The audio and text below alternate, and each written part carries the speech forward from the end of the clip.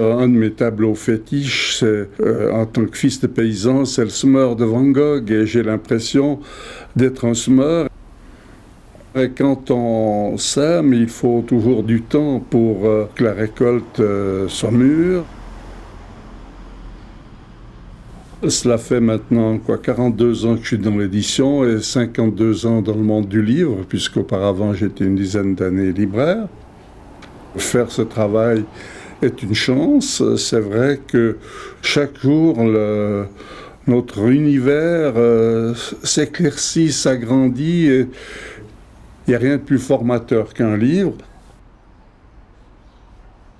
Il y a 22 ans, lorsque je me suis marié, je ne lisais pratiquement pas, mais j'étais mal dans ma peau.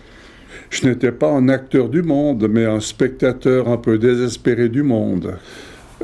Et c'est le livre qui m'a fait, je dirais, entrer dans le monde. Je suis quand même un peu un éditeur à l'ancienne. Je suis uniquement dans la maison du blé, quoi, en fait. Dans la cause de la lecture, pensant tout simplement que je vais pouvoir rendre heureux quelqu'un d'autre.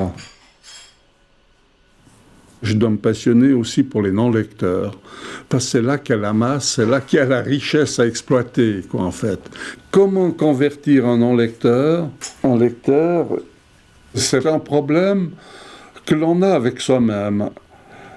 Quelqu'un qui a une vraie vie intérieure, quand quelqu'un est sensible à la beauté, je sais pas moi, d'un paysage ou d'une fleur ou d'une démarche, eh bien, il y a un lien avec le livre. Il y a une possibilité de faire lire quelqu'un qui est sensible à la beauté. En publiant 1700 livres, ça veut dire qu'on en a lu beaucoup, porté des tonnes aussi. Je suis quelqu'un qui ignore ce que c'est que le découragement, en fait.